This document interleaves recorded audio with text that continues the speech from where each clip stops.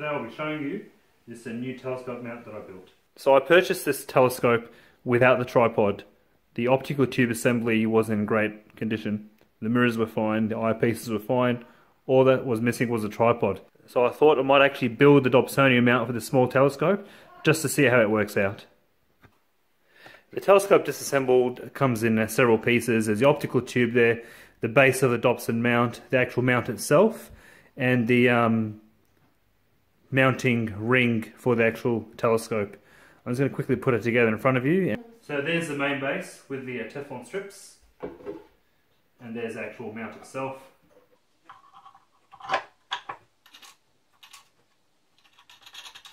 The base itself is made of chipboard, and the rest of the mount is made of 1-inch ply.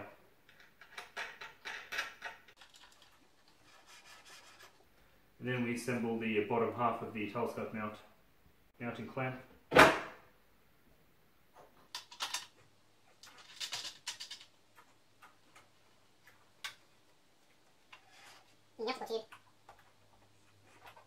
This optical tube is a 76mm aperture with a 700mm focal length.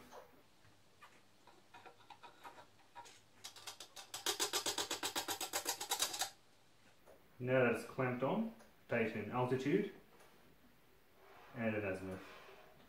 I thought to myself, why would you have such a small mount sitting on the floor? Well, there's two options. One, you can have it mounted on the tabletop itself.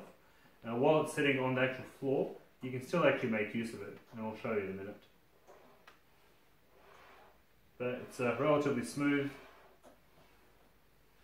in both axes. And my lovely wife is going to demonstrate the use of this telescope from the sitting position. So initially you just rotate it in the appropriate direction, then tilt it accordingly, and you use the finder scope to hone in the target, make little adjustments, and when you're happy you just look through the eyepiece and focus it accordingly. And the beauty of this is you can tilt the eyepiece to suit any angle you want, thereby reducing the need to having to reorient your back and your neck. This particular range is really good for little kids as well, because they can just shoot from the standing position very comfortably.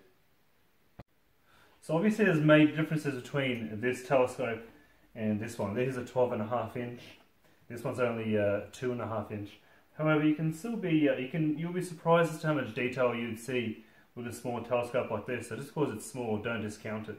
You'll definitely see the storm bands on Jupiter as well as the rings of Saturn. I do caution you, you do need to use some decent eyepieces. The eyepieces that come with this particular telescope aren't particularly great, so I do recommend you invest in some good eyepieces that you can use on this telescope and interchangeably with other telescopes. Thanks for watching.